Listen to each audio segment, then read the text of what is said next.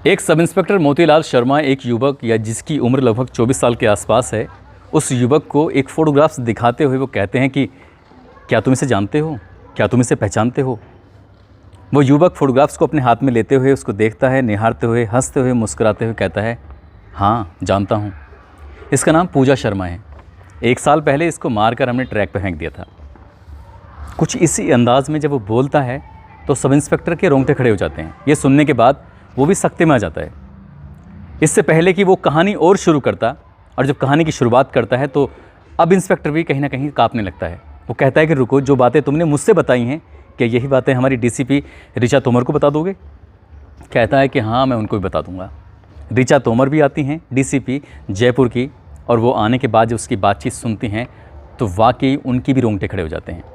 ये बात वो अपने ऑफिसर यानी कि अमित सांघी हैं, अमित सांघी एसएसपी को भी कहती हैं कि सर, ये केस तो वाकई बहुत पेचीदा है, बहुत टिपिकल है।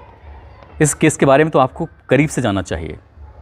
दरअसल ये जो कहानी मैंने अभी आपको सुनाई है, ये जो बात मैंने अभी आपको सुनाई है, ये कहानी का महज एक ट्रेलर है।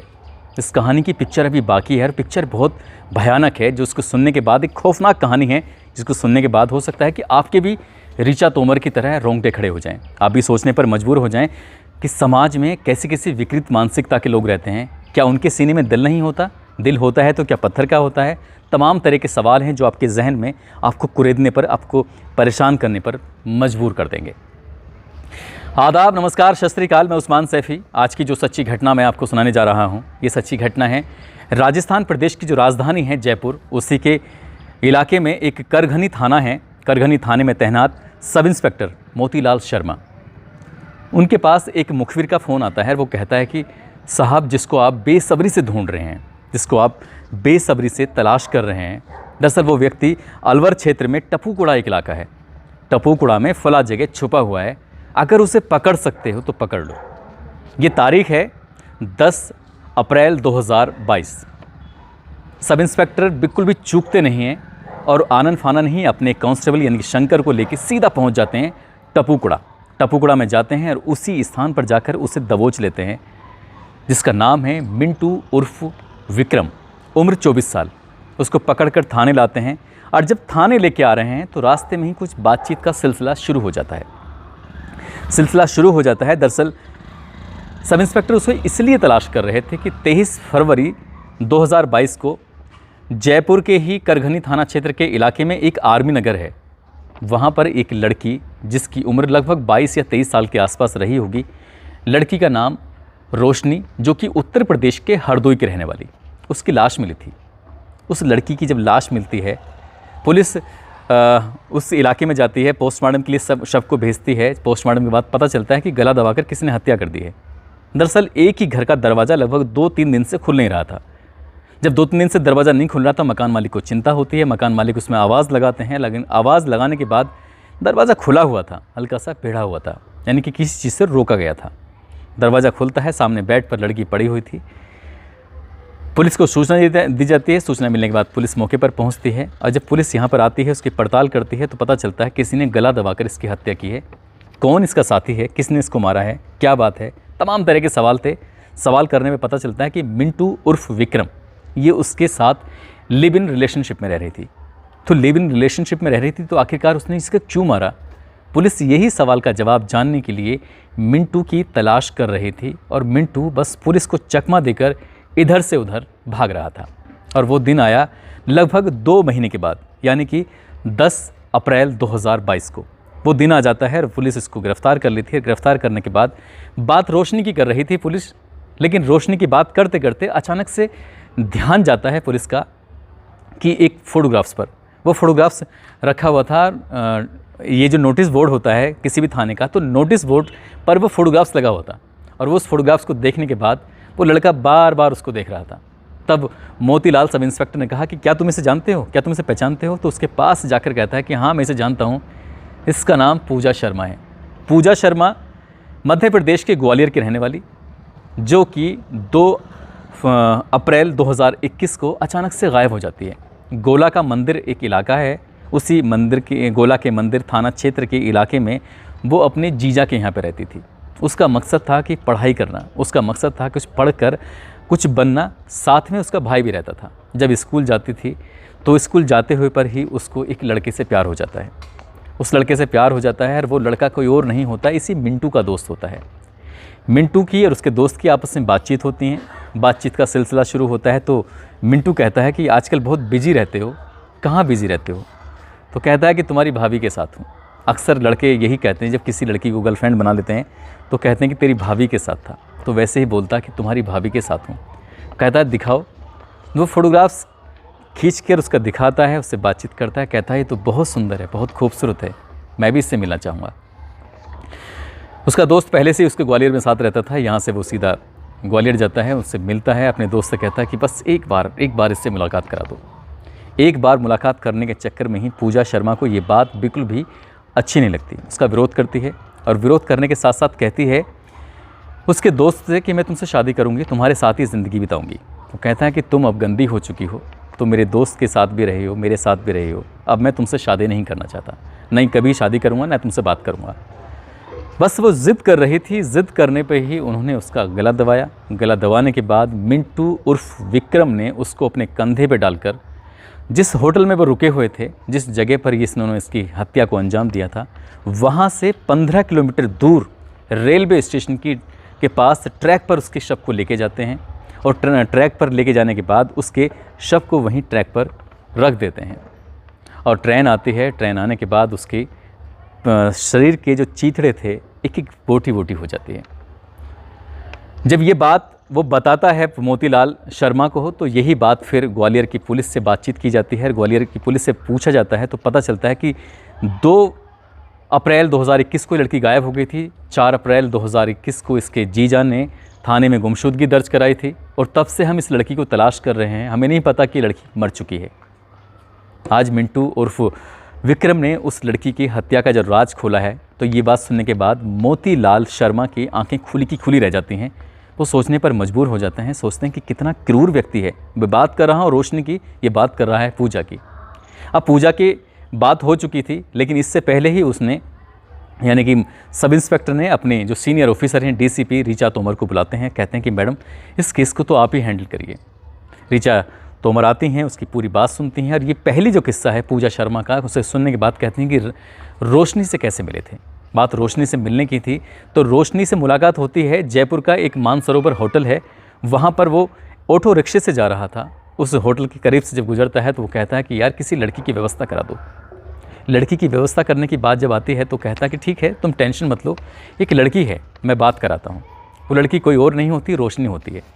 रोशनी जयपुर में ऐसे ही काम करती थी, उसकी मजबूरी थी। मजबूरी मैं आपको अभी बाद में बताऊंगा। पहले मैं आपको बताता हूं कि जो ऑटो ड्राइवर उसको रोशनी को उसके पास बुलाता है, उसके पास बुलाने के बाद वो रात को मानसरोवर होटल में रुकते हैं। पूरी रात दोनों साथ साथ रहते हैं, पूरी रात साथ रहते हैं। पहली ही मुलाकात में दरअसल ये मिंटू उर्फ विक्रम इसको दिल दे बैठता है, इसको प्यार कर बैठता है और इससे कहता है कि तुम बहुत अच्छी हो, बहुत सुंदर हो, मैं तुमसे प्यार कर बैठा हूँ और मैं तुम्हारे साथ ज़िंदगी बिताना चाहता हूँ, तुम ये जो काम करती हो उसे छोड़ दो। वो कहती है कि मेरे पिता एक कत्ल के जुर्म में एक जेल में सलाखों में हैं, मैं अपने पिता को छुड़ाना चाहती हूँ। कुछ पैसे का मैंने इंतज़ाम कर लिया है, लगभग 1 लाख रुपए नगद मेरे पास है और घर की परिवार की और मेरी खुद की कमाई हुई इसी से जो वेश्यावृत्ति करती थी, लगभग 5 लाख रुपए की ज्वेलरी है, ये सब मेरे पास है, मेरे पिताजी की ज़मानत आप करा दीजिए। तो कहता है आप परेशान मत हो।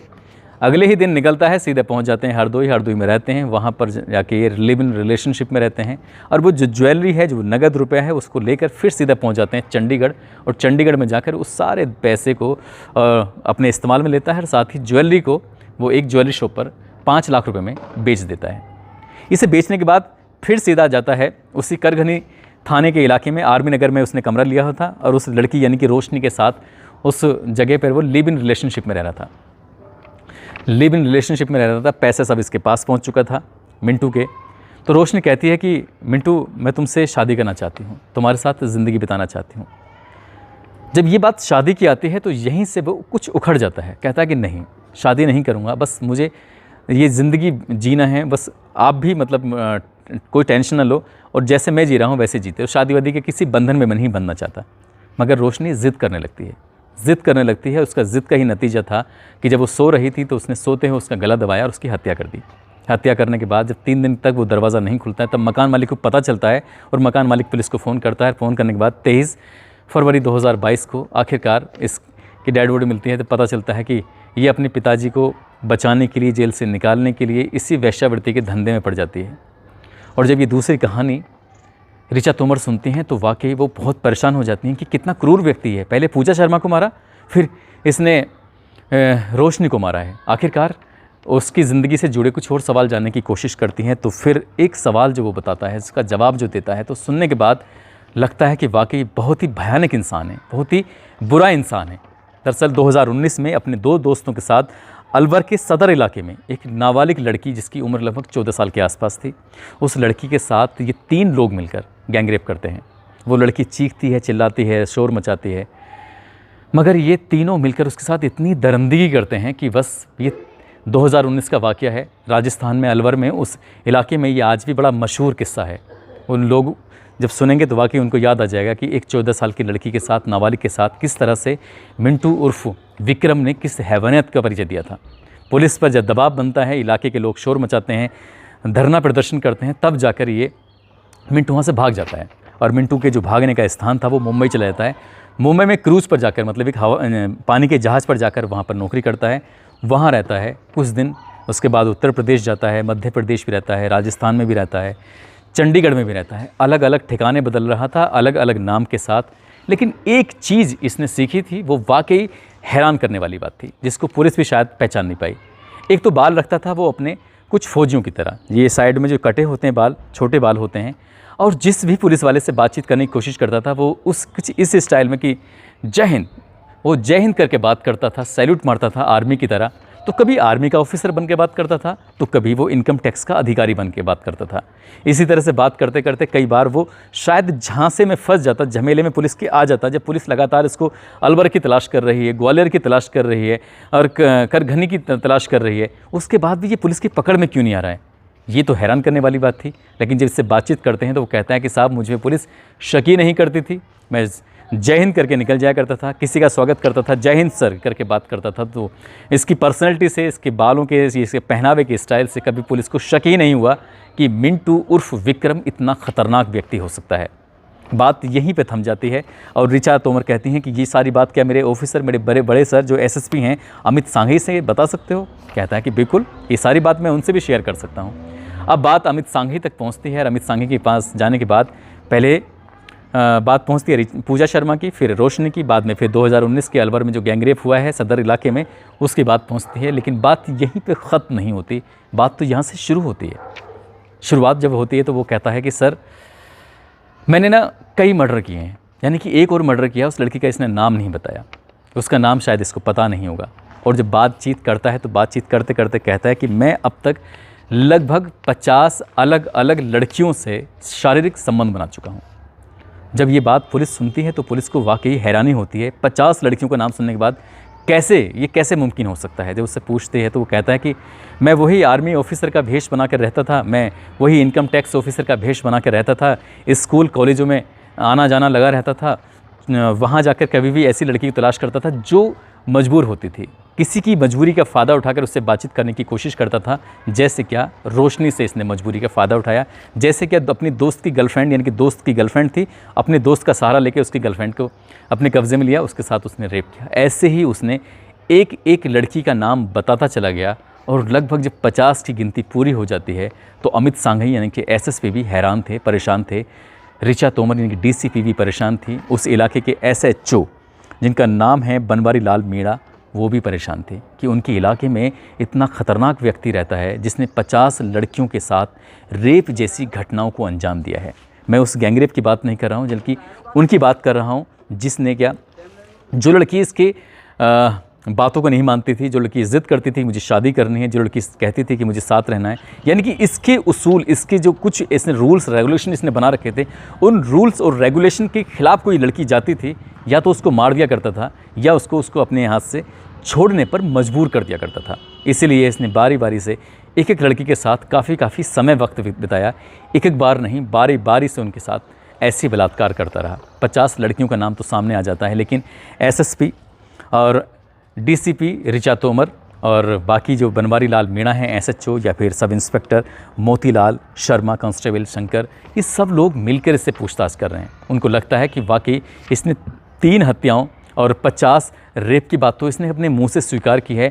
अब इसका जो एक ट्रैक है जहाँ जहाँ पर इसका आना है जाना है, इसकी मोबाइल की लोकेशन है, इन सब की पूरे 1 साल 2 साल या 3 साल में जितने भी इसने कांड किए हैं, किस किस लड़कियों से बातचीत की है, फ़ोन पे ज़रूर बातचीत की होगी, ऐसे ही इसका जो ट्रैक है वो खंगालने की कोशिश की जा रही है ताकि ये पता चल सके। और साथ ही जो आसपास के इलाके में या फिर जहाँ जहाँ भी लड़कियाँ गुमशुदा हैं या फिर जिन लड़कियों के बारे में कुछ पता नहीं चल पाता है कि हत्या तो हो जाती है लेकिन किसने की है, इन सब के बारे में पता निकालने की कोशिश कर रही है।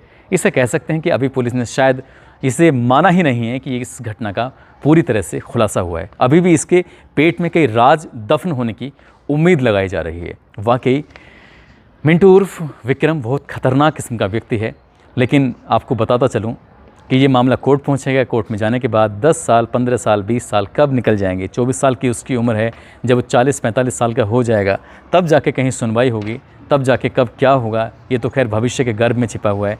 लेकिन जितने इस पर आरोप सिद्ध हुए हैं उतने आरोपों से भी इसको आराम से फांसी की सज़ा तो दी जा सकती है, वो भी कम से कम समय में इसको सज़ा का भुगतान किया जा सकता है। लेकिन शायद हमारे कानून, हमारा कोर्ट इस चीज़ को वही शिथिलता के साथ जैसे अन्य मामलों में चलता रहता है वैसे ही मिंटू के मामले में चलता रहेगा। मिंटू को अगर कानून का खौफ होता, मिंटू को अगर कानून के बारे में लगता कि हाँ हमारे कानून इतना सख्त है, तो शायद इस तरह के अपराध करने से वो हज़ारों बार, करोड़ों बार, लाखों बार सोचता कि ऐसा करना गलत है। पुलिस पकड़ेगी फिर बहुत मारेगी, लेकिन इसे पता है कि पुलिस पकड़ेगी, पूछताछ करेगी और बंद कर देगी, वहाँ जाके इसको खाना पीना मिलता रहेगा, फिर बाहर आ जाएगा और बाहर आने के बाद ऐसे ही गलत पर गलत करता चला जाएगा। दोस्तों, इस कहानी को, इस किस्से को, इस घटना को सुनाने का उद्देश्य किसी को परेशान करना नहीं है, किसी का दिल दुखाना नहीं है, बल्कि आपको जागरूक करना है, आपको सचेत करना है। आप जहाँ भी रहें अपना ख्याल रखें, सुरक्षित रहें। जय हिंद, जय भारत।